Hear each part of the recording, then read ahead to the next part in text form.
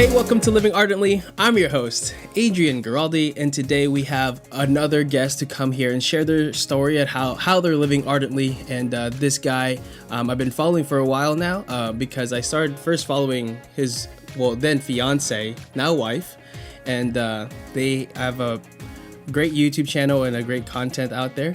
And yeah, we'll introduce him in just a little bit. So let's get into it.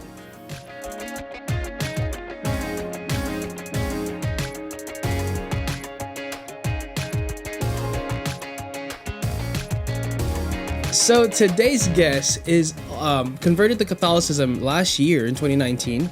He's a father and husband. He is in the military, the Marine Corps. You can follow him at Very_____Wells. Please welcome my guest, Avery Wells. What's going on, man? It's good to be here. Thanks, man. Thanks for coming on and being so willing. Yeah, I know absolutely. You're a busy Thanks for guy. Being flexible. Yeah, absolutely. So, I know you're a busy guy, so it means a lot that you're taking some time to come on the podcast. Glad to be here. Awesome. So, like I did with when I interviewed your wife, Meg Wells, we played a game, and ever since then, it's kind of been like a thing that we do is play games on the podcast. Sweet. And so, we're gonna play some Finish the Lyric. You ready for that? Yeah, we'll see how I do. All right. So I'm gonna use the popular pop music, unless you have a type of music that you really want to focus on.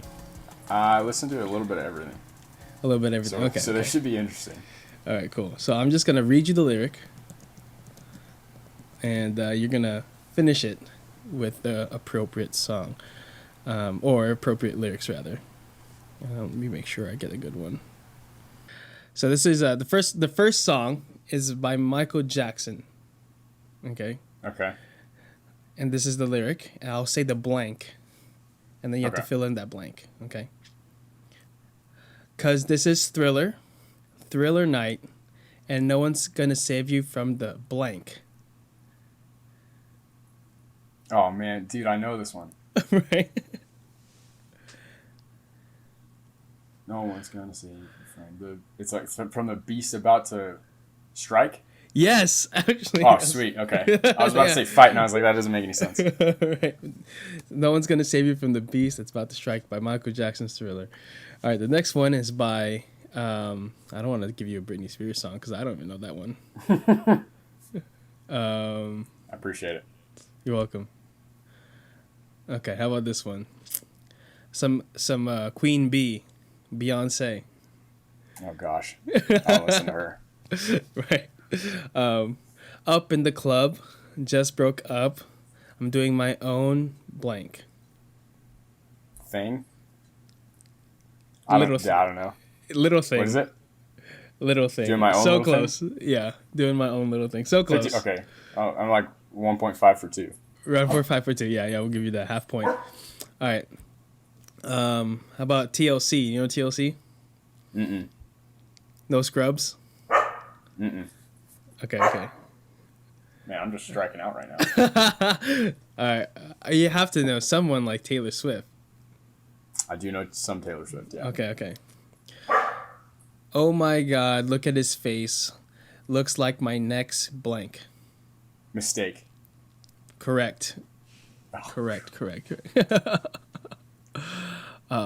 Let's see here. Blink 182. You gotta know some. So, yeah. Some Blink 182. Some here. of them. Always, I know, you'll be at my show, watching, waiting, blank. Dude, I feel like if I heard the music, I would know it.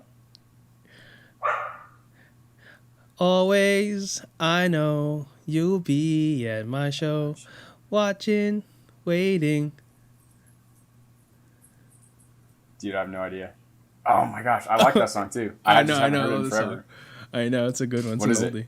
Commiserating. Yep, definitely would not have gotten that one. No amount of time would have helped me. Right. All right. How about some Bruno Mars? That's my guy. Okay, I know some of him. All right. Just the way you are. And it's so It's so sad that to think that she don't see what I see, but every time she asks me, blank, blank, blank.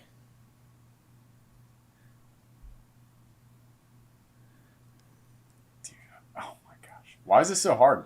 Because I was actually just talking with Megan, not to prolong the inevitable wrong answer, but I was actually just talking with Megan like a couple weeks ago about how weird it is how you can like not listen to a song for years and remember the lyrics. Right.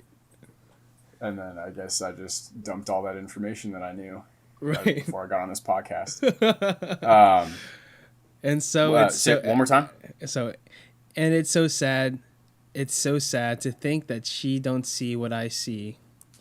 But every time she asks me blank, blank, blank, I say. Actually, there's 4 blanks. Every time she asks me, do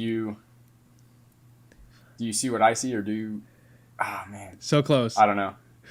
Do I look okay? Yeah. Every time she asks me, do I look okay? I say. Yep. Of course. What is the score right now? 1.5 still? No, you got no. What are numbers really? What are numbers really? It's just we're just having fun. It doesn't matter. All right, here we go. Lady Gaga. All right. Keyword, I listen to a little bit of everything. A little bit of anything. This is Bad Romance. I want your ugly. I want your disease. I want your everything as long as it's blank. Me? It's free. Free? As long as it's free. Okay. I didn't even expect to get that one at all. Right, right. Do I look like a guy that listens to Lady Gaga? Nope, absolutely not. But thank you. I thought it'd be great.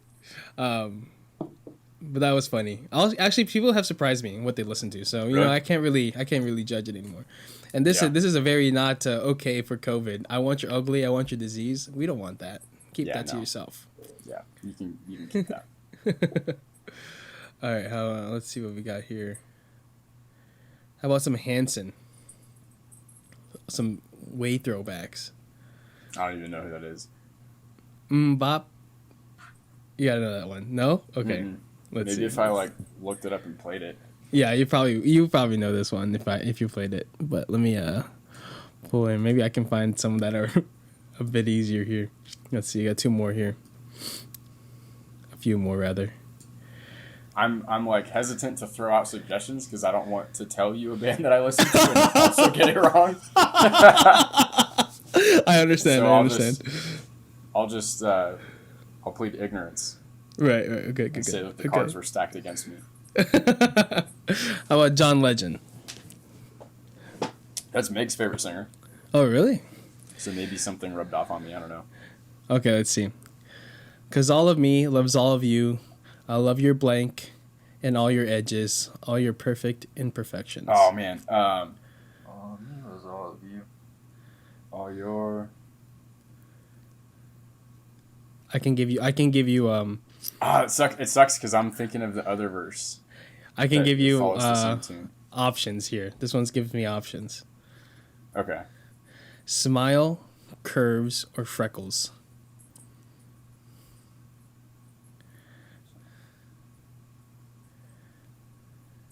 Probably smile. Is it freckles? It is curves. It is curves. Wow, I didn't think John Legend would be that superficial. Right. Great choice and favorite singer, babe. If you're listening. Yeah. Might we want to reconsider? Listens to this to make fun of me. Right. All right. How about this one? Some Ed Sheeran. You gotta know this guy.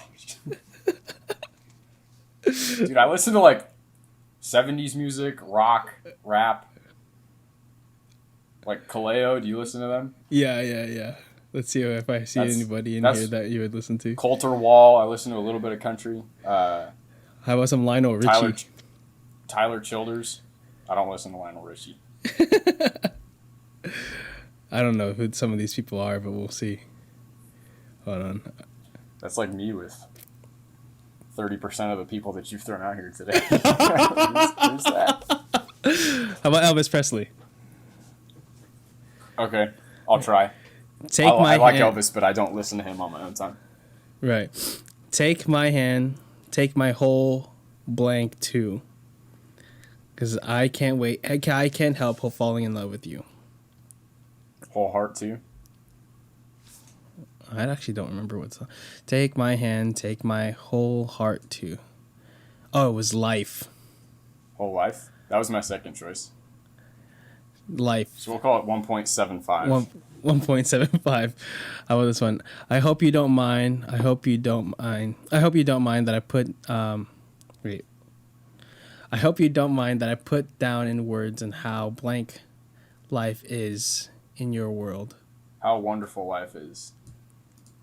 You got it. I only know that one because of that's an Elvis song? I didn't even know. No, this is not Elvis. Elvis. This is I think it's Elton John.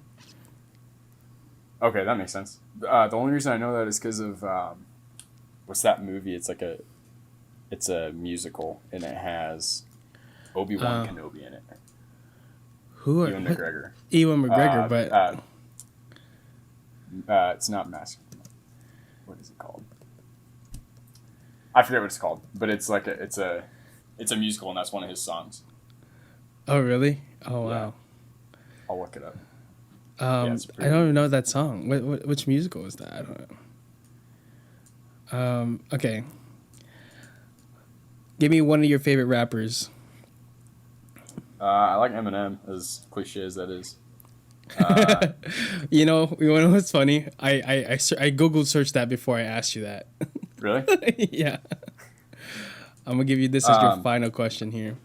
I try not to listen to him as much as possible. It's Moulin Rouge. That's the song. It's a good song too. Oh really? I have to listen to it. Yeah. I feel like I've heard it before. Yeah, it's a good song. But I try not to listen to Eminem as much as possible. I only really listen to him in the gym. Yeah, same. Just because of how foul he is. Right. That's why I stick to mostly rock stuff because Kaleo is fairly clean. I haven't really dug deep into their lyrics, but they don't. Right. They're not overtly horrible. Right. I listen the music I listen to when I'm chilling out and when I'm at the gym, just two different people. Yeah. Yeah. Same. All right. 9 people combined. 9 people. All the different personalities. Okay, here we go. Last question for you is Eminem.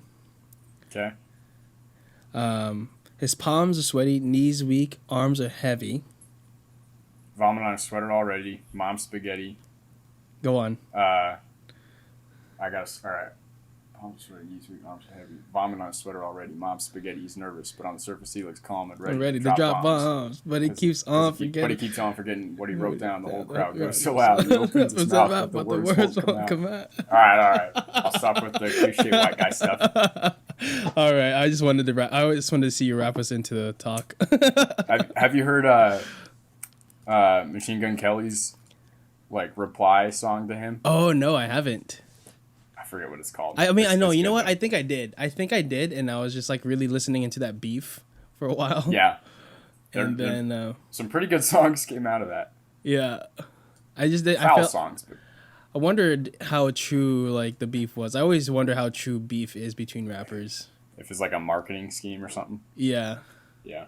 Always wonder about that. Anyway. They're not going to do anything. Right, exactly. Because they live in $1 million mansions. They're not going to go shoot someone. Right, they need to uphold their families, I wouldn't give that up. Absolutely not. So, besides your love for music, you're also... I don't think I displayed that in today's quiz. Right. But you, like we said earlier in the intro, you are a recent convert to Catholicism. And you came in, maybe, I guess, last year in Easter? No, it was actually June 1st. June 1st? Oh, so it's just your anniversary. Yeah. Wow. So it was kind of a odd, cool story. Yeah. I had been speaking with my priest, Our Lady of Mount Carmel, Father Anthony Soroki's awesome priest. Oh, nice. I'd been speaking with him for a couple months. Megan and I were pretty seriously talking about engagement at the time. And so I was meeting with him, sitting down, talking about converting to Catholicism. And he talked about how the RCIA process doesn't have to be as, by the book and strict as a lot of people make it out to be, because I had expressed interest into starting that process. Right. And so I was getting ready to start meeting with him regularly and kind of start the RCIA process, and then get confirmed on Easter of that next year. This was like September, October of 2018. And then one day I randomly got a call from one of my bosses, and he was like, "Hey, do you want to deploy?" And I was like, "When?" He was like, "Next week." I was like, "Oh my gosh. When do you need an answer?" And he said, "Right now." So I was like, "Yes." Wow. And so he's like, "Okay." I was at a meeting, and he's like, "Okay, whenever you're done, come back and we'll talk out the specifics." Right. And so that obviously threw a huge wrench in the plans. It was only for a couple months. It wasn't bad at all. Okay. But obviously, I couldn't really continue with the RCIA process. And so I got back. I continued going to Catholic Mass while I was out there. It was in Kuwait, so it was super cush. Wow. Almost a vacation. So I was still going to Mass. They had a priest out there that would go from base to base, because there's a bunch of different bases out there. Cool. Sorry, I just ran up the stairs. And so I kept, obviously, like, listening to Catholic Answers, reading the Catechism, going to Mass. Like, I was committed to becoming Catholic. So then when I got back, I kept speaking with him. Obviously, the time frame from then, I got back in very late December. I got back on like the 19th. And so he was just like, "We'll just keep meeting, and we'll get you confirmed whenever we can." And so, I had a very unorthodox entrance into the Catholic Church. Yeah. I was a little jealous seeing everybody get confirmed on Easter Sunday, because I went to the Vigil Mass. Oh yeah. It was like 3 hours long. It was my first Easter Vigil Mass, and I was like, "Oh my gosh, people do this every year." Right. But it was awesome, and I was super jealous, and I couldn't wait to enter the church. Yeah. Did you what were you Christian at all before? Yeah, so I was Protestant. I wouldn't say non-denominational. I would just say like Baptist evangelical. My dad was a worship pastor, and so for the first 2 years of my life, I'm the youngest kid, so he was a worship leader at a Baptist church where we were living in California for probably over 5 years, handful of years. Oh wow! And then we moved to Nevada, and that was like a evangelical. I don't know. Protestants don't really put a label on it, very intentionally. But yeah, I was Christian. Oh, okay. So you said you're the youngest in your family? Yeah. So everybody else, how many siblings do you have? So I have 2 sisters and 1 brother. Oh, okay. I'm the youngest. And Meg is the oldest. Girl, boy. Yeah, Meg's the oldest. Oh, that's funny. That's a dynamic. I think it works pretty well, because she's super responsible and I'm super not. I'm really, what's the word? Spontaneous, and she's very this is our plan, and we're gonna go for it. We're gonna figure everything out before we do it, and I'm just like, yeah, we're gonna go camping right now. Right. Dude, there was a time when I was single and living in the barracks, and my buddy and I. At 11:30 at night, we're like, "You want to go to Big Bear?" Big Bear's 2.5 hours away from. Oh my gosh! Yeah. It was a Wednesday night, so we had work the next morning, and we just went sledding in Big Bear. We got back at 4 a.m. That's amazing. That's the kind of life I used to live too. Yeah, just extremely irresponsible, but a lot of fun. So a lot of fun. Comes for good memories. Meg and I both bring complementary traits to the table. That's so good. That's funny. Yeah, I love that. I mean, in college, we didn't do anything like go to Big Bear like that, but we'd go to the beach when we had an exam the next day. Because I went to Ave Maria University near in Yeah. Florida. Mhm, Okay, mhm. I'm sure you and Megan talked about that. That's where her sister goes. Yeah, she told me that. I didn't Yeah. know that. So that's like, so it was funny because like when we were there, like beach, I lived like 5 minutes from the beach growing up. You know, I was on the other side of Nice. Florida, so like beach was whatever. I Nice. never really went, but then I went to Ave, and everyone's like, "Let's go to the beach." I'm like, "We're so close to the beach." I'm like, "You live 45 an hour minutes, an hour Yeah. from the beach. What are you talking about close to the beach?" So like, That's what's funny, dude. Everybody who likes the beach wants to live next to the beach, and like I like the beach a lot. I Right. love the water, yeah. but I lived literally like a 3-minute walk to the beach Oh wow. for 3 years of my life, and I went to the beach maybe once a month. Right. You know, Exact like same. Right. if it's right there, you just don't take advantage of it because you're like, yeah, I can Yeah. go there anytime I want. Exactly. And it's just like, And you you know, gotta deal with I the mean, sand and exactly. Like the sand in the car, that was Yeah. just like the worst part. Like, and then cause like I had to clean it. I was the only child for a long time.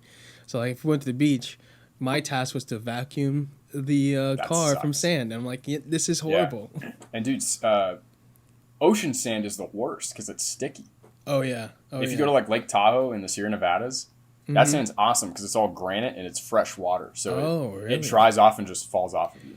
I was in what was it? The other side of Lake Tahoe, in the California side of it, where I Okay.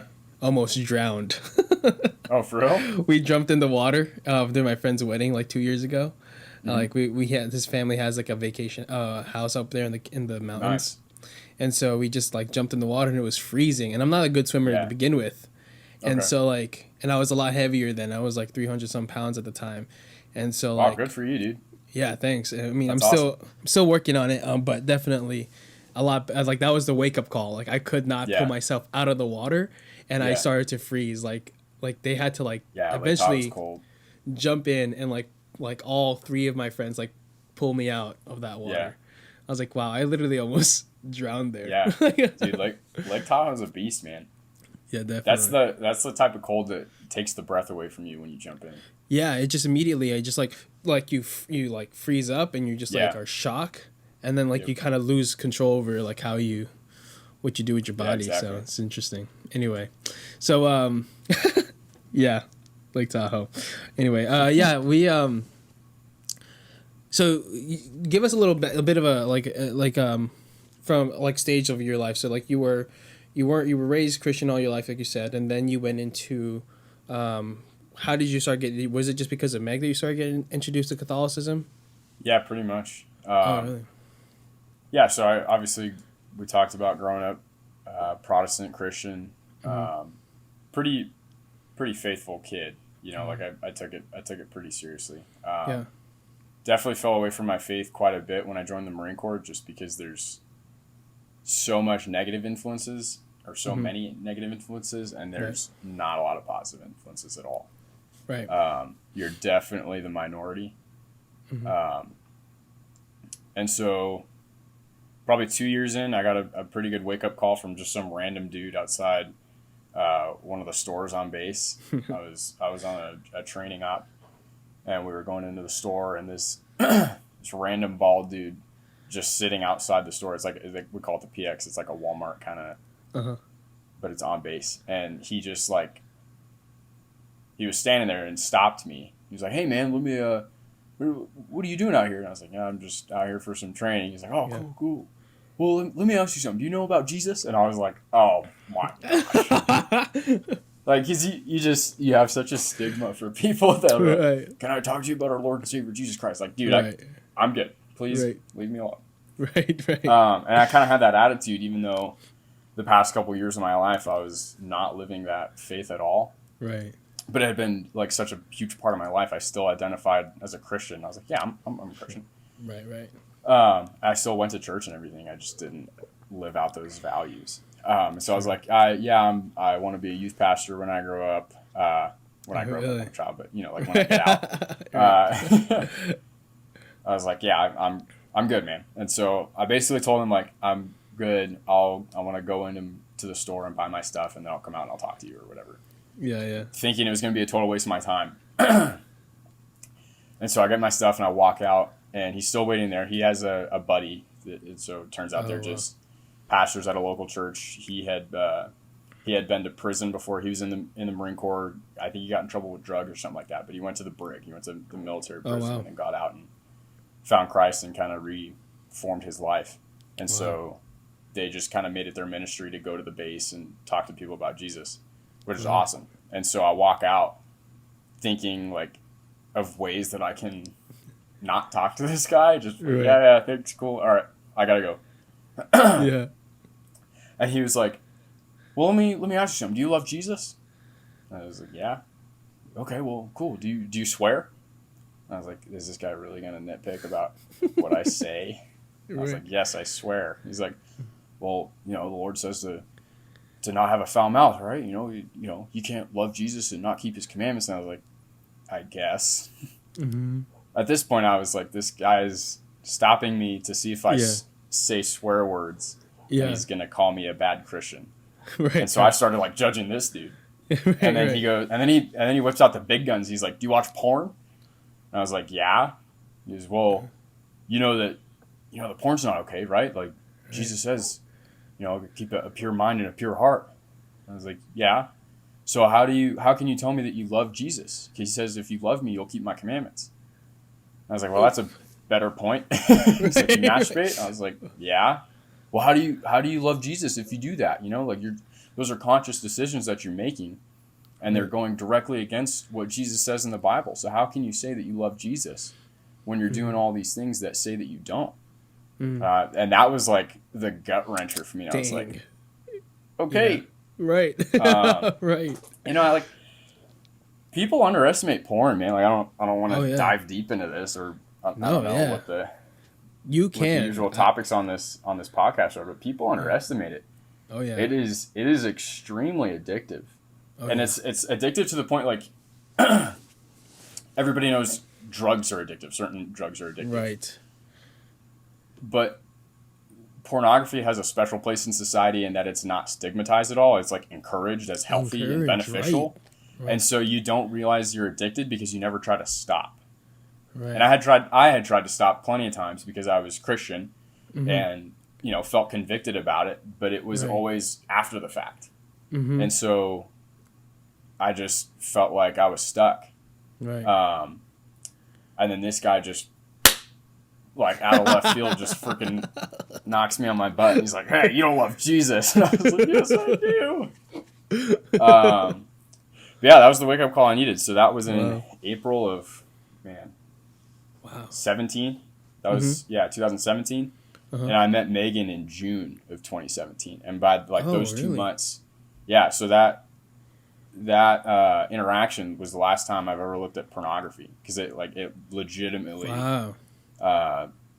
changed my perception on this. And I was like, I don't care how hard it is, I'm not going to look at it. And there were nights that I was literally laying in bed in my barracks with, I have a roommate, but I was literally laying in bed crying, like praying, because the temptation was so bad. Oh yeah. Because it takes a hold of your life and you don't realize it, because everybody's doing it and everybody says it's great and it's beneficial and it's healthy, and it's not. I remember in my high school, like my psych teacher or one of my teachers were like, yeah, if you have trouble sleeping at night, why don't you just do that and you'll be fine. You'll go right to sleep. I'm like, what? Or pop a melatonin pill, or stop drinking Monsters, right? Or set a schedule. Yeah, right. Dude. I've been looking into this recently. There's been a lot of research linking violence towards women and pornography. Oh yeah, there's tons. Acceptance of violence towards women, like people who don't really have any bad things to say about someone who commits violence towards a woman, because they are conditioned that way. Yeah. And that kind of links to a lot of other things in society. Like, you take abortion, you take birth control, you take rape, pornography, all these things are very closely linked together. Right. And so if you allow one, the others are probably going to tend to be more prevalent in that society, because you take birth control, which then releases all sort of responsibility for men to be there for the women that they are having a kid with. And then you take pornography to condition those men to be more accepting of violence towards those women.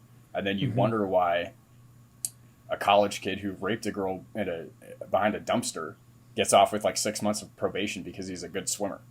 You know what I mean? Like, how are we surprised when we've allowed all these things into our society, right? And then get angry that it's not working, that our system is broken, right? But yeah, that's true. Part of my story.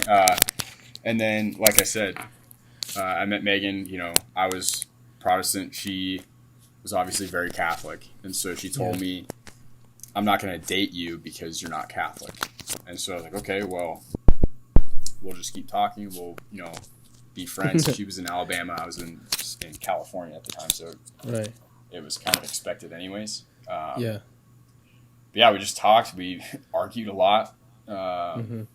Pretty heated arguments, quite a few times. But she was the first person to expose me to Catholicism in a genuine way. Like, the only type of Catholic I knew at the time was, I'm Catholic. I go to church on Easter and Christmas. I have I don't even know what they are, the rosary bracelet kind of things. You know those bracelets that kids wore? Kids always wore them in high school. I don't see them anymore. Yeah. But they have. I used to have one. I wore it at least last year, but. Yeah. But then those same kids were, you know, doing drugs in high school and getting drunk on the weekends and stuff like that. So. Right. Not that I was doing anything different, but it's like, that's the type of Catholic that I was exposed to. So that's all I knew. And I was like, well, I thought we worshipped Mary, and that was about it. Right. So she was the first person to actually like push back and be like, no, this is what we believe. This is what's true. This is what's right. This is where it's found in the Bible. So there's a lot of hard conversations that we had together. But yeah, probably like the middle of 2018, I was like, okay, I'm going to do this. Wow. And then. So that was like a whole year worth of like going back and forth. Yeah, it was quite a bit. And I get asked this question a lot. The thing that changed for me was I stopped accepting all of my justifications in my head for why I believed what I believe. And I was just like, okay, well, what is true? Because if I'm going to be arguing this, I have to have some sort of basis for why I believe what I believe. I didn't even have a good reason for why I believed in God in the first place. So I just started reading as much as I could, listening to Catholic Answers a lot, helped a ton. Why do I believe in God? What's the evidence for believing in God? Whose God is the right God? How do we know that what's written down is true? You know, like all these things, you have to have a foundation for all this stuff. You can't just be like, you can't just start arguing about the Eucharist when you don't even have a solid understanding of why God is a logical necessity for our universe. Right. And so that's when I was like, I don't remember what day it was, but I remember a certain day I was like, I don't know why I believe any of this stuff, so I'm going to stop talking about this. Like, we stopped talking about religion for a while, and I just started reading and listening to as much as I could. And that brought me to the Catholic Church. Wow. That's awesome. Did you, I like to ask this because, like, you know, I was referred to this to help some of my friends who were on the fence, or like one or two of them. They, the letters of Saint Ignatius of Antioch, his, No, I didn't read those specific. I need to, though. I've heard a lot of great things about those. Because it was like, he was like one of the first of the disciples, and the disciples of the disciples, and, you know, kind of like the early church and tradition. So like, I mean, it only works for some people, like, you know, like some people who are really looking for the intellectual history, which is what a lot of his letters are. And so like, but some people who are not necessarily history buffs, it's not always going to help like their conversion, you know? Right. Tim Staples talks about that. I'm sure you've heard him. He's a Catholic Answers apologist. He spoke at my church when I was younger. What's that? He spoke at my church when I was younger. So. Yeah, awesome. Yeah, he's a great speaker. He was a Marine too. I didn't know that. But yeah, he always talks about how there's going to be different things for different people. His whole family converted to Catholicism after he did. He was the first one. Oh wow. He was actually a Assemblies of God minister. Oh yeah, I remember this. I might be getting that wrong, but something like that. Protestant church minister. And after he converted, his whole family eventually converted. His brother's a priest now, but you know, for each. Oh wow. for each person in his family, it was something different. That's I think crazy. for his brother, it was the Eucharist. Wow, that's awesome. But yeah. Yeah, definitely. I mean, I just love it because like it's great because I've been dying to have converts on the podcast to kind of hear their story and to have more of them. And this month, both of my last guests from the beginning of the month was Emily, who was Emily Therese, the crazy Catholic, who was also a convert. And she shared her story of how she chose she chose Catholicism over Presbyterian, being a Presbyterian in the Presbyterian church when she was in high school, and like Wow. and she like went again. You know, she was going to Catholic school and stuff, but she thought her parents like thought it was just like a phase that she was going through. But you know, here she is now, a college graduate and a devout Catholic. You know, Awesome. so you know, I love like it brings me so much joy to hear people's conversion stories, especially when it's like they were actual conversions rather than reversions. Like myself, like I was raised Catholic, but I came back to the faith because I lost it. Similar to you, I was like into a lot of like I wasn't doing any drugs or alcohol, but I was definitely like into pornography and not very chaste relationships and stuff like that. Right. So, you know, all that stuff was part of the lifestyle that I kind of grew up in, and then had to break out of that, you know, which was like the hardest thing for a lot of us because we're so attached to that past. Like trying to leave that is hard. Yeah. And, but you know, even more so for those who were not raised Catholic at all. And so, I appreciate you sharing your story with us there. Yeah, absolutely. I think there's definitely like, I don't want to say pros and cons, but there's definitely certain facets of, you know, a conversion or reversion that are really helpful for other people. Yeah. Because to me, you know, like a reversion is no less inspiring than a conversion. True. I was still a Christian. I just had to reshape some of my theology, right? But I think, you know, like a comeback story is one of the best stories you can listen to, you know? That's true too. Yeah, I don't mean to, I mean, I might sound like I didn't mean to degrade conversion, reversion stories, but definitely I just get a nice, because I feel like I hear more reversion stories than I hear conversion stories. And I think it is nice to know like other people want to join your team. Yeah. That might be what you're trying to get at, because it's nice. It's nice, like, okay, sweet. It's just like a little confirmation. Yeah, definitely. That other people are seeing the truth. Right. Yeah, I think that's what it is, because I think it also uplifts me and like, oh yeah, we are doing what we're supposed to be doing, and you know we are in the place that we need to be in. So that's great. So so just going on with your story here, like you ended up getting engaged to Meg, and you guys started dating and all that stuff, which is amazing. And you're now a young Catholic couple who have a pretty big following on both of your ends, like you as well, and your wife. Definitely more so on Megan's part. Yeah. Right. I don't know the numbers exactly, but I know you guys are up there, and I think there's people in my there's teens of mine that follow both of you on Instagram, and so it's like the people they need it, and I enjoy that because they need good Catholic examples of young Catholic examples on Instagram, and because especially for the young men out there, because you know there's good Catholic men like me who are out there who are trying to do right by, you know, and the Great Commission and try to bring people to Christ, but like you know, on Instagram it is more heavily, you know, women, you know, and dude, absolutely. I love seeing when there's guys like you. 3/4 of the people that follow me are just people that followed Meg and then found me through her. Right. Like, it's almost entirely women, which is not a bad thing, but it's a testament to the fact that there's definitely more devout women in the faith than men, which is super sad. You don't see predominantly male volunteers volunteers in the church. Right. You know, mostly like ushers and stuff, but at our parish specifically, if there's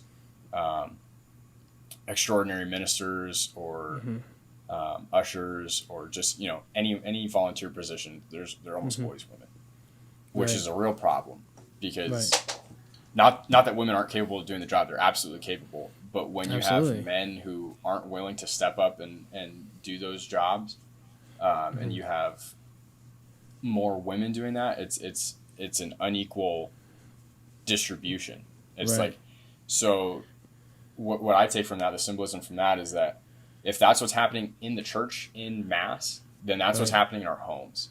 Right. And that's where the dad needs to step up, and that's where the dad needs to be a leader. Yeah. Because we're the first line of defense against Satan.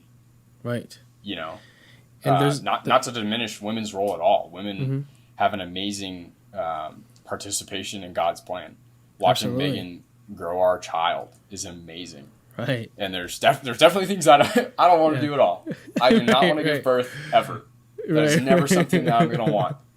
But to see her like just take that on, just all the stuff that she has to sacrifice, all the things that she has to deal with, it's eye-opening how close they are to that plan. Because we have I don't want to diminish men's role in you know, the creation of human life, but you can't argue that women have a more intimate position in that. Oh yeah. And that's beautiful. And so it's amazing. Right. But our role is the protector. So if you have women who are doing both jobs, that's so unfair, and that's not how it was meant to be.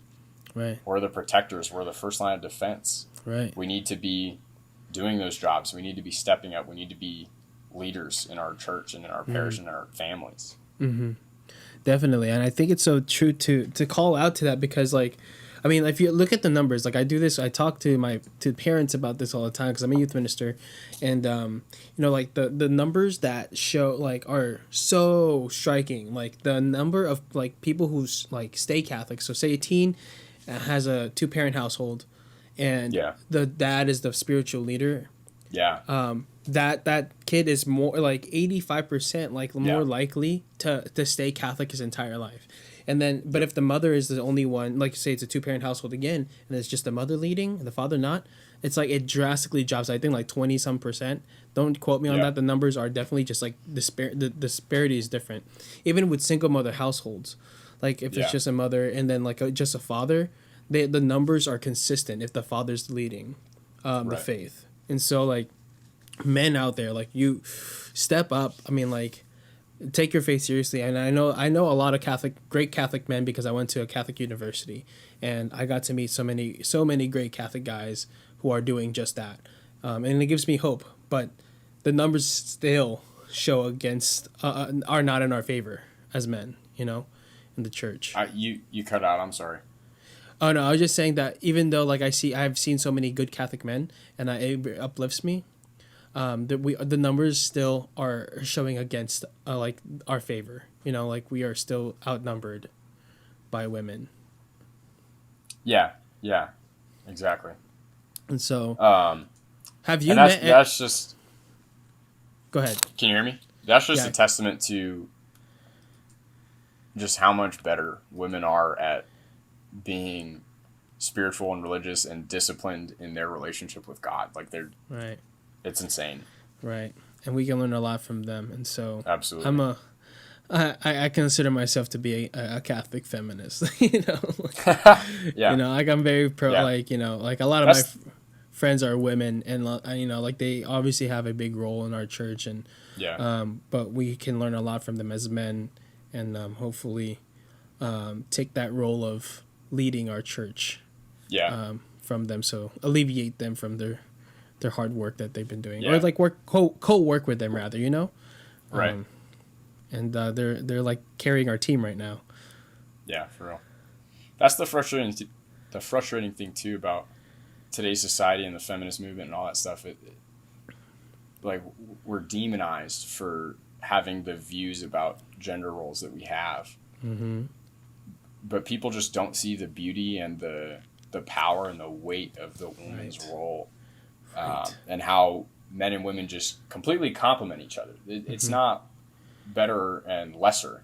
They're completely complementary. Yeah. If I don't do my job as a man, the family's going to suffer. If Megan doesn't do her job as the woman and the mom and the wife, the family's going to suffer. Right. And so having these warped views of how men and women are supposed to work together, it definitely impacts the family, and it most impacts the kids. Right. Absolutely. Absolutely. Have you made any Catholic Instagram male friends? Like, I mean, have you made any Catholic friends on Instagram? Yeah. So, the Basic Catholic, obviously. Oh, hey, yeah. Austin, yeah. Mm-hmm. He's the godfather of our daughter, actually. Oh, really? Yeah.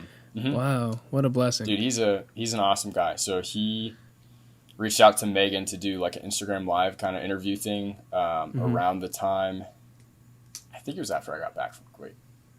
But yeah, anyways, so he reached out to Megan, did an interview with her on Instagram Live, and then did the same thing with me. And then Megan was still living in Alabama at the time, so I was the only one in California. Austin was in Orange County, and I was in San Diego. And so he invited me to his birthday party. So I got to go. I got to go meet him, hang out, had an awesome time. There was a bunch of just phenomenal Catholic people at that party, and I made some connections. And he was really the first one to reach out to me Instagram wise, I think. But yeah, so he really started that whole Catholic connection kind of thing. Yeah, that's awesome. Phenomenal dude. He gets a lot of crap on Instagram from a lot of people that don't know him. He's a convert as well. He was a Jewish. He was a Jew. I remember hearing that from somewhere. Did he share that on his he gotta share that on his Instagram. Yeah, probably. Yeah. And so he talks about the differences and how his beliefs as a Jewish man kind of started him in the right direction towards Catholicism. He was in the Navy. He served in Iraq, and so we had quite a few things in common. And then just introduced me to a ton of people. That's awesome. I've made a lot of really good friends through that app. That's Megan awesome. and I both. Yeah. Yeah, I mean, I tell my titties all the time, like, you don't have to get off of Instagram unless you're addicted and you're like spending too much time. But what I tell them is to curate your feed, like put things that are on there that are going to help you live a holy life, that are going to help you like remind you of your faith, or that are good examples of like good Catholic people, you know? Yeah. And you'll be surprised how more uplifting, how better feeling it is to be on social media. Like, you don't feel depressed. You don't feel like, and I mean, not to say that it's completely devoid of that. Like, it's still it can still happen, right? It can still definitely come around, but like still, like it lowers it, I think, for myself. Like, I remember going on social media for a while, and it's just like, wow, it's just like everybody's things, or like getting mad about something, you know, whatever the case may be. And then now, like, after curating my feed, like, I'm able to like, oh, like, yeah, this is great. I mean, even still, like, even with like what's going on right now in our world, like, everyone's got to say, everyone's got an opinion, and yeah, it's still gonna happen. But I think it's also just I think for me is like the thing that people are, you know, sharing their hearts is because it comes from a place of like everyone's hurt in some way, has been hurt of some way from this thing, right? And so it's just a place of people to kind of share their hurt, right? And so sometimes people just take it the wrong way, and that's just how it is. And so but if you look at it, it's like, oh yeah, people are hurting and that's it. Like, and you like, if you change your mindset and how people are like, you're not demonizing everybody's response. You're like, oh, okay, everyone's just trying to make sense of everything, just as much as I am, and my neighbor before me, you know? Right. So. Yeah, social media-wise, I think the biggest lesson you can learn is that most people want the same thing. Yeah, absolutely. We may have different opinions on how to reach those goals, but most people want the same thing. Yep. You know, like abortion, for example. Obviously, there's two very different stances on that. but most people want what's best for people. Right. Whether they're taking into account the whole picture or whether they are just thinking of one thing, you can't assume, people's beliefs or biases or stances on things without looking at where they're coming from. Exactly. I can't assume that someone's an evil person just because they believe that abortion should be legal, because they might be just focusing on the woman, right. which is understandable. And so when you look at concepts and ideas like that with a very narrow focus and tunnel vision, that's what I was looking for. Yeah. You take away the humanity of the person behind the argument, and then you start to just argue the argument, and you stop thinking about maybe experiences that they've had in their life, or maybe someone that they know that dealt with this and it was horrible, and that's what's shaping their opinion for this specific topic. So the biggest thing with social media, in my opinion, is just not forgetting the humanity behind the little Instagram tag, right, or the Instagram handle. That's a really good way to look at it. You see that a lot right now, because I have pretty conservative views, and it's definitely not fun being called a racist and being told that you don't care about black people just because you have different ideas of how we could go forward to fix the problems that are going on in America. Exactly. It's just it's so strange to me for people to assume like, oh, like, it's just a side note, like you're saying, like, people, just because you have a different way of approaching a situation automatically makes you a racist. I'm like, no. I just I think that there's another way of going about it. Like, I hate racism just as much as you do. I'm just trying to find a way that's different, a different approach to it. And we all, like you said, we all want a similar thing, right? Yeah. It's just sometimes we have different ways of getting to it. And right. I didn't mean to cut you off, but it's just that's been heavy on my mind too recently. No, yeah, absolutely. People are just very quick to assign blame and assign motivations for things, and you just can't possibly know that through a screen. Right. Absolutely. Yeah, I think it's really nice. But like, I just kind of going back to that, idea of like the Catholic Instagram men.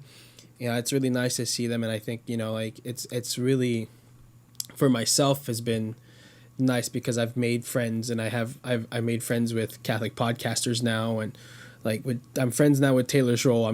I'm my co-host for the podcast is Jarrell from The Living Person, just because of like, seeing these other Catholic men out there and just reaching out and then making that connection, and like how that connection doesn't just end there, it continues, and absolutely. It's really cool. And so everybody knows someone else that can connect with you and create another relationship.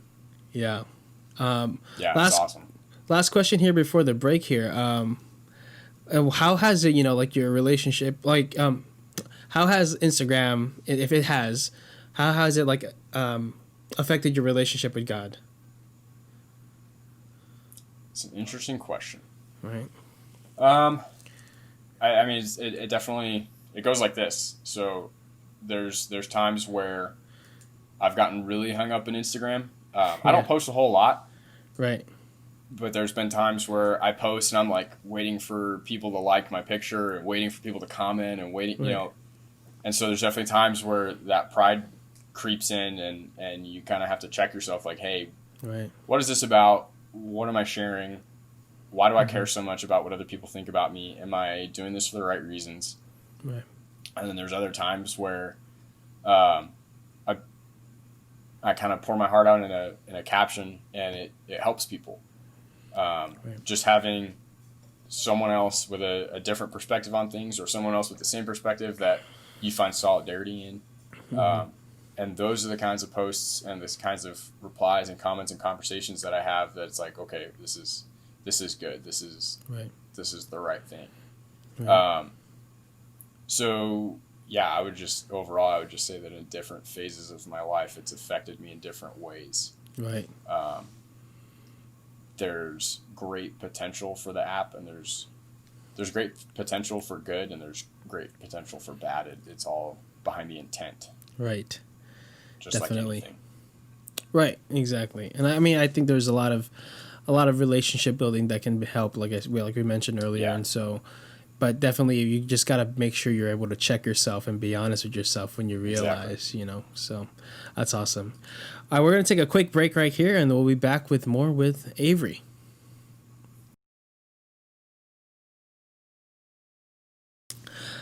All right, so we're back with Avery Wells. You can follow him at very _ Wells. It's 4. I don't know if I said 4, but you know, whatever. Go ahead and look it up on his. Yeah, just gotta keep to the bit, you know. Yeah.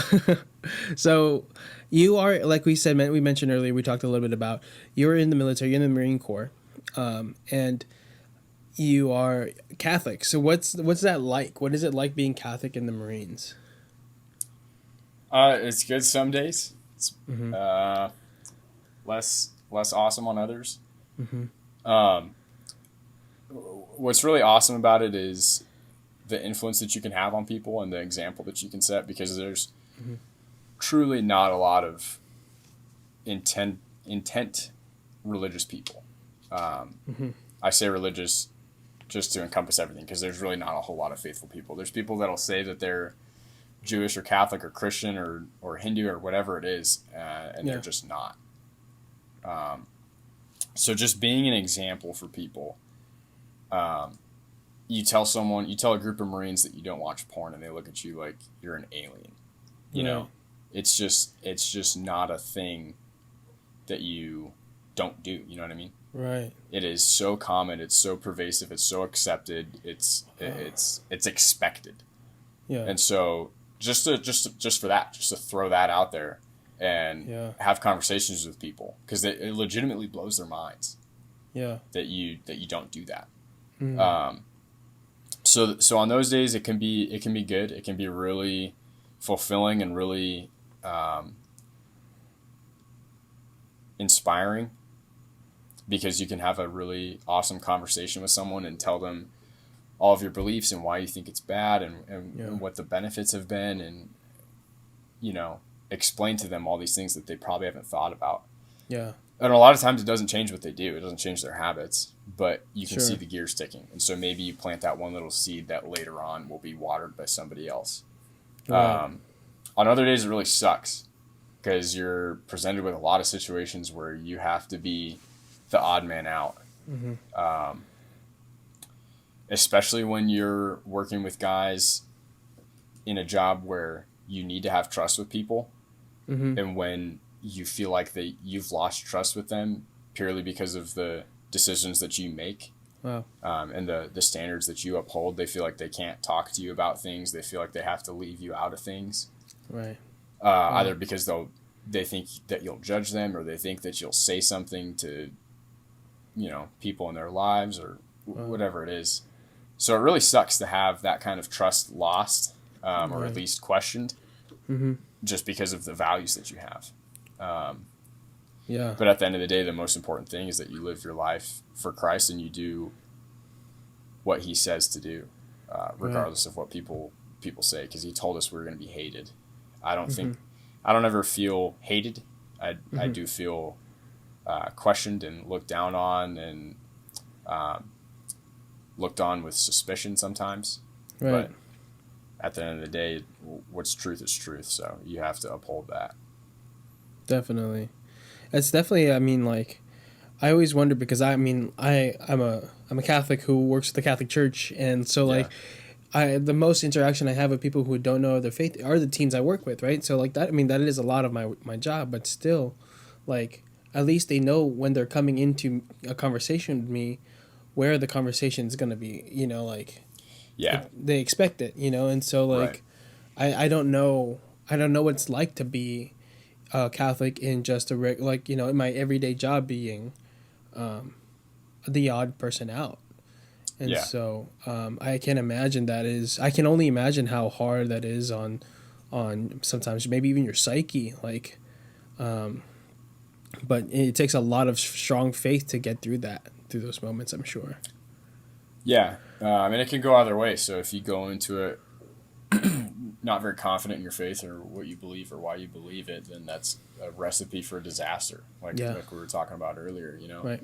Because I met those challenges and I wasn't strong in my faith. So I was like, yeah, whatever. Right. This isn't really that fun. I don't like doing this. So I'm just going to kind of go along with what everyone else is doing. Mm-hmm. On the opposite side of that, if you go into it confident and knowing what you believe and being disciplined and holding your faith and setting that example, you're just going to come out stronger on the other side. Yeah. It's like a workout almost. True. You know. True.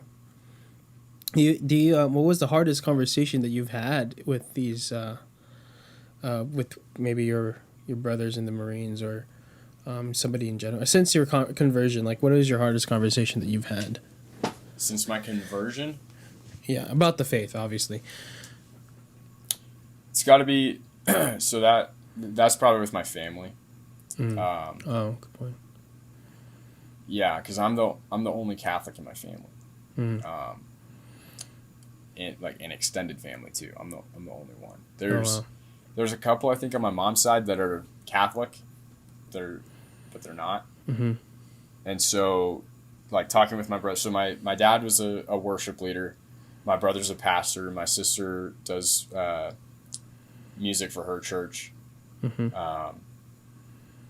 My other sister's husband is a pastor, or was a pastor. So, you know, we're not like the family isn't Christian. Like they're all very devout Christians. My mom is a saint.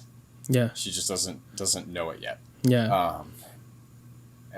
So converting to Catholicism and having experience with the mindset that they had about it, and so knowing what they were thinking about me, like they think I worship Mary, they think that I'm a cannibal, they think that I worship the Pope and think that he is God on earth. It sucked. Yeah. Definitely the hardest conversations were with my family, and they were pretty graceful about it. Right. The thing that sucked the most was the silence and like the disconnect and like the hesitance to talk about things. Yeah. Like I felt like an outsider in my own family. It's gotten a lot better, but for a while there, it was like all this relationship. We're a super close family. This relationship that we've built up just was gone. Wow. Just yeah. That's crazy. Definitely worth it. I would That's do it awesome. again 1,000 times over. Yeah. That's amazing. It doesn't matter what other people think about you. Mm-hmm. They'll either come around or they won't, but you're not on earth to fulfill their needs or to make them happy. Right. And it's the hardest, I mean, for myself, like, as well as for me, like, you know, it was a hard conversation for me to have with my parents. I mean, like, my whole entire family's Catholic, right? Yeah. But they couldn't understand why I was going to go to a Catholic university and study theology to go to with the intent of going into ministry that doesn't pay well. Like that, they couldn't fathom that, you know? Yeah. Because I'm a first generation Filipino American. Like, my parents came from America. Oh, wow. I came from the Philippines to America, got their citizenship, had me. That's awesome. And, you know, I'm like I was the firstborn of their family who was born, raised in America to go to to go to a university. They had a lot of expectations. Right. And so, like, they obviously were like, oh, you should be a nurse, you should be an accountant, you should be like this and that. And then I told them, like, well, I was really into graphic design and I wanted to do animation for Disney. Like, that was kind of like the goal first year in college. Cool. But I also had it deep in my heart to do youth ministry, you know, because I already had my conversion my senior year in college. Yeah. I mean, in high school, sorry. And so I was like, my first year in college, I really wanted to do that, but I was like also still in love with graphic design and TV and animation, you know. Yeah. And so I was pursuing that, and I was just like, wow, first year was just empty, you know. So then, like, I had to pray about it. I was in my meeting with my spiritual director, my pastor at the time, and he was like, you know, like, if you want to learn more about your faith, only going to this Catholic university that might be a lot of money, but it's gonna, you know, be value of you in everywhere you go. You know, you're gonna know your faith even more so. And if you become a youth minister, you're gonna be able to teach the teens the theology that comes with, the deeper theology that comes with understanding your faith, Yeah. And he hit me with a quote that you can't give what you don't have, right? And you can learn everything that you want to learn on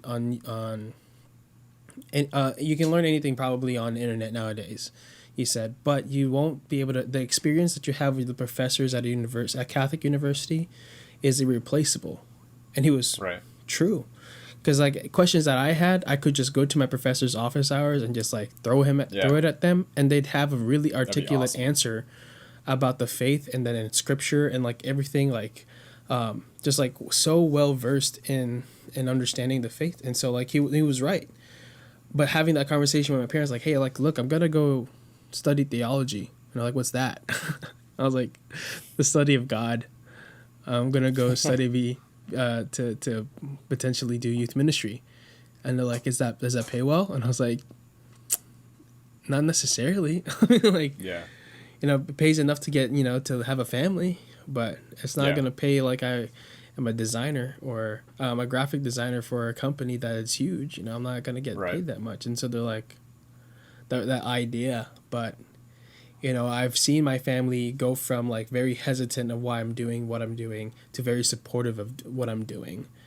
And so as much as, like as you said, it was the hardest conversation, it also like you would do it again over and over again, because it is something that, you plant that seed and somebody else might water it later, like you said. And it's hard, but it is beautiful. So family, I know, is the hardest people to reach sometimes, especially if you're the only devout Catholic in it. Yeah. So.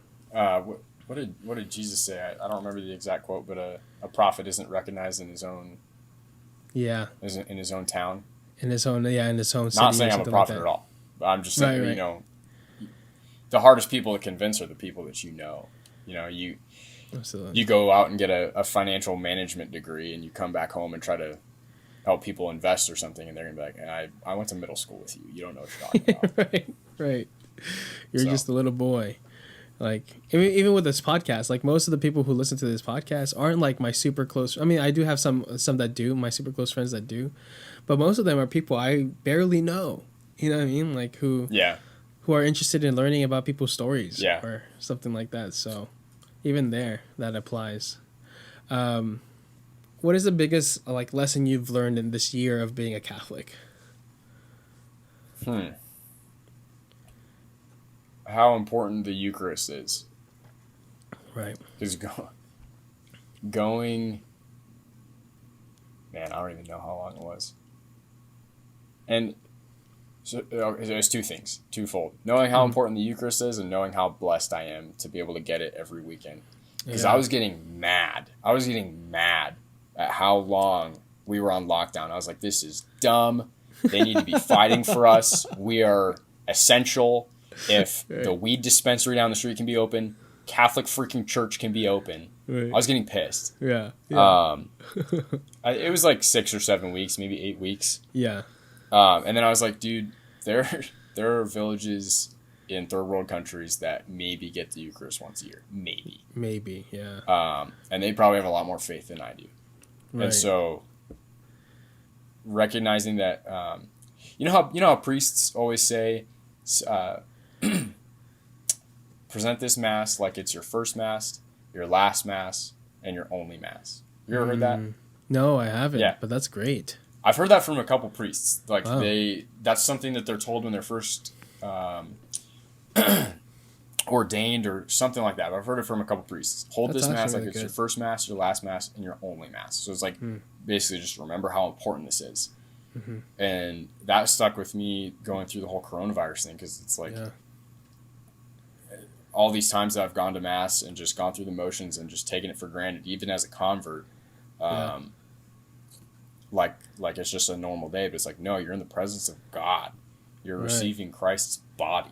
Right. And if you believe that it's actually Christ's body, then you need to show it in your actions and how you are engaging in the mass. If President Donald Trump was up on the altar, I'd be paying attention. Like, oh man, that's the president. But like, how much more important is Jesus? Right. True. So yeah, like just how privileged we are and how blessed we are to be able to have mass every week. Right. And just to remember how important it is. Absolutely. That's awesome. That's so cool. What a good lesson. I mean, especially because, like, how fitting, because this weekend is Corpus Christi Sunday, I think. Feast of Corpus Christi. So that's awesome. And, yeah. I worked at the church and I couldn't even receive, like, I could set up for mass. Like, I helped, like, play sacristan a couple days, like, even though we were working from home. So I'd go to the church, set up sacristan for a retired priest that would celebrate mass for us, to help our pastor. And then, like, I literally was not allowed to be in the church after mass started, like, by the diocese rules. And it sucked. Sucks. It sucked. Yeah. I was like, you're right there. Did you watch mass, like, online or on YouTube or anything? Yeah, I did. Every day. We watched Father Mike Schmitz. Same. We watched a lot of his masses. Same. Yeah, and it was always the same. It was always the same people, like, going up and doing the readings or doing the camera, and it's like, dude, they've gotten the Eucharist every freaking week. Right. So jealous. So jealous. That's so funny. All right. So, what is your last few questions here? What is your goal for the rest of the year? Figure out fatherhood. That's a good goal. Hey, dude. Yeah. Little girl is due July 29th. Wow. But it amazes me. Honestly, seems like it was just like you guys just announced it. It feels like not just crazy. Not for me. Okay, dude, yeah. I mean, I'm sure. been dragging on for so long. Not that it's like, oh man, this sucks. Like, when is this gonna be over? But like, we're excited. Yeah. We're so pumped. Yeah. And it's taking so long, especially seeing Megan's belly getting so much bigger. It's like, okay, well, she's probably good to go now, so we can get this going. Right. Okay, yeah, another like month and a half. Yeah. It's also funny too when you go into the doctor for the first appointment. You're like, I think we're pregnant, blah blah, and they're like, okay, well, when was the day of your last period? Mm-hmm. And so it's like, oh, it's this day, and they're like, okay, so 9 months from there, so your due date is this date. And it's like, well, there's no possible way she was pregnant on the last day of her period. Right. So she's probably gonna be born like early August. Early August, okay. But yeah, we're pumped, man. That's exciting, man. I've been waking up at 4 every day. Most days. There's been a couple days I've been waking up at like 5 or 6, just as like how late I got to bed the night before. Mm-hmm. But like trying to prepare. It's like, this is my time to get stuff done. This is my time to do my devotional or read or do the dishes, like anything like that. That's why I started doing that. Yeah. Okay. I knew you were doing it. I was like, why is he getting up at like these hours? Dude, it's awesome. So I'm a night owl. Like hardcore, I'm a night owl. I'll stay up till like 4 o'clock in the morning, 5 o'clock in the morning on weekends. Same. Because I'm kind of an introvert, so I like to have my alone time. Mm-hmm. But I also don't want to. I don't want to like get home from work and be like, "Don't talk to me, Megan," and go up in my room and do whatever. So I'll just stay up on the weekends, but I don't get anything productive then. I sold my Xbox. Mm-hmm. That's another thing you should do. If you're a Catholic man, you should sell your Xbox. Mm-hmm. And if you're legitimately having troubles with pornography or masturbation or video games, like anything that's sucking up a huge chunk of your life, get rid of it. Uh-huh. I tell this to people when I talk about this stuff with them, because I'm a parachute rigger, so we jump out of planes every now and then. Yeah. It's like, if you're terrified, people tell me, oh, I couldn't do that. I'm scared of heights. It's like, I'm kind of scared of heights too. Everybody's scared of heights. Nobody gets up into a 50-foot tree and they're like, yeah, this is dope. But like, if you jump out of it, all you have to do is take one step. Because after that, like, you have to pull your chute. You're gonna get to the ground. You know? Right. How that happens is up to you. Right. But all you have to do is take that first step. And so for me, like, selling the Xbox, waking up at 4 a.m., selling my iPad, like all these distractions, like, take the first step. You're probably going to regret it. You're probably going to be like, oh man, like, I really want to play Xbox. But after that, you've already sold it. So you don't have a choice now. So you just have to deal with it. So just take that first step. You're out of the plane. You have to pull your chute. You have to figure it out. And you're going to. Otherwise, you'll die. Right. It's true. But yeah, so back to the original question. Yeah, I'm excited to figure out being a dad. It's gonna be awesome. That's awesome. And we're really excited for her to get here. That's awesome. I think you guys are gonna be great. You're gonna do a great job. Thanks, man. We're excited. Yeah. So what is and the last thing here is what is your message to people who are Catholics or people who are on the fence of becoming Catholic? I would fall back on what we talked about earlier. Why do you believe what you believe? I forget who said it. I think it's a father. It's not a father of the church because that's too far back. Someone said to go back in history is to be Catholic. To go back in Christian history is to be Catholic. Because we have so many documents and so many writings of people backing up everything that the church teaches. That you can't go back into the early church and claim that somehow we had it wrong or somehow Christians in the first century were Baptists. Right. You can't do it. You can't make a legitimate claim to that. Read the fathers of the church. Go through the gospel with an objective lens, because what I found when I was arguing with Megan is I was just falling back on things that I've been told my whole life, and I didn't really have a solid basis for why I believed those things. So when I went back and I was like, okay, I'm just going to look at the truth. I'm just going to try to figure out what's right. That's when I was like, okay, well, that actually makes sense. You are Peter, you are rock, and on this rock I will build my church, and I will give you the keys to the kingdom, and the gates of Hades shall not prevail against it. Like, that's a pretty solid argument for the Pope, and how the Pope can't make infallible Catholic teaching. Right. So why do you believe what you believe, and do you want to know the truth? The answers to those two questions are going to dictate how you go forward in your discovery of the Catholic Church. Absolutely. That's a really good one. Awesome. Why do you believe what you believe? Cool. I love that. Okay. So shout out, and then last thing, shout out a few of your favorite Instagram accounts that you like to follow, that you want the followers here to follow. Well, I'll just plug some of my friends. Chad Catman, Daniel, he's freaking awesome. He's always posting some solid stuff that challenges people. He doesn't post like fluff. Yeah. He'll post a lot of hard questions for people. Cool. The basic Catholic, obviously. People have a vendetta against him. You can look at the comments. It's actually pretty funny. Like, if you want to gauge whether or not someone's on the right track with something, like, look at the comments and see how many people are attacking them. Because that's good. The devil doesn't waste time attacking people that are completely off base. You know what I mean? Yeah. Yeah. The people that are on the right track are the people that are going to get attacked the most.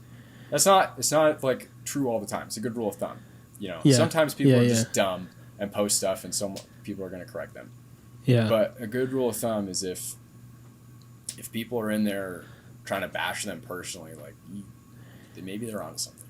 Right. Austin's an awesome guy. He doesn't pull any punches. He posts the truth all the time. Doesn't care what anyone says.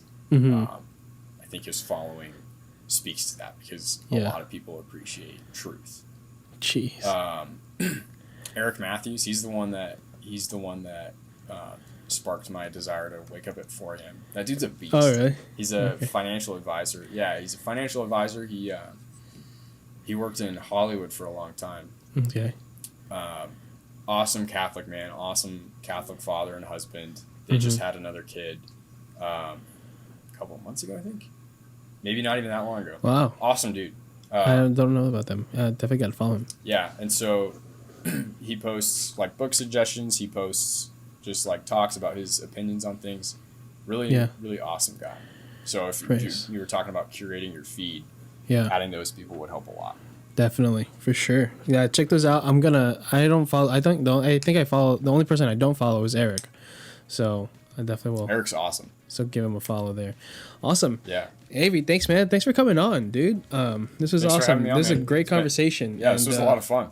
Yeah, we'll definitely have to. Oh, we're gonna have you guys come on and play a game for a 5 Minute Friday when Meg gets back. Yeah, right? for sure. So that'll be fun. Yep, she's back on Tuesday, so. Yeah, sometime Anytime this month or something like that before babies comes. And I really Yeah. appreciate you taking the time out of No your day. guarantees after that. Right. Right. Absolutely. Yeah. All right, brother. So if you want to follow Avery, make sure you go to his Instagram account at very like 4_ Wells instead of just saying that again. You can follow Meg at Meg Wells _? Or I don't know if she changed Meg's Wells. I think it's Meg's Wells. If you just search Megan Wells, I'm sure. yeah, I mean, if you come on, and then you guys also have a YouTube, right? So We do, Megan and Avery Wells. yeah, and then that's where you can see Avery's updates. I wanted to talk to you about the Forerunner, but we didn't get a chance to do that much. But Yeah. that's a passion project of yours. Yeah, just got another project onto it. So that was a lot of fun. I'll be putting the video up at some point. So yeah, if you want to see the adventures or the vlogs of his Forerunner and where it was and where it is now, it's pretty great stuff. So go check that out. And I think that's it. That's all. Do you guys have more stuff to plug? Maybe our website. We have a website, but that's just like a conglomeration of our YouTube and Instagrams and. Yeah, go to the website. Meg does post blogs on there. So if you want to read stuff that she writes, it's itiswells.com. Itiswells.com. That is actually really great. That's awesome. Yeah. That's so good. So itiswells.com. All of those things will be linked in the description below, as well as Avery Shoutouts. Make sure you follow Living Ardently at Living Ardently. You can follow me personally at It's Only Adrian. You get a little bit of my personal life, see about my ministry. If you're listening on Apple Podcasts, it'd be great if you guys leave us a review. That's really helpful. Otherwise, you can just rate it. But otherwise, you can just follow on Spotify, wherever else you listen to podcasts. Follow us on, subscribe to us on YouTube. Is it? Yeah, subscribe to us on YouTube. Make sure if you're not listening or watching this, you can go on YouTube. If you're watching this, you can go on YouTube and go watch it on a later date. It will be posted sometime after the podcast episode premieres. So yeah, I think that's it. If you want to support the podcast, you can support through the link down below. And if you want to advertise or email, you can email or call at our number here. If you want to pray, like I have that line open for intentions. If you want to just send a prayer intention, go send it through that text message. It's 407-853-2010. So go send a text message, or if you want to pray with somebody, you can pray with me. Again, I'm not a counselor, so if you need a counselor or a hotline, emergency hotline, I'll put the numbers down below as well. Okay? Cool. I think that's it. Awesome, man. All right. Thanks, Avery. Got any last words here? Thanks for having me, dude. No? Cool. Thanks for coming on, and thanks for listening. I hope you guys enjoyed today's episode, and until next time, keep living ardently. Peace.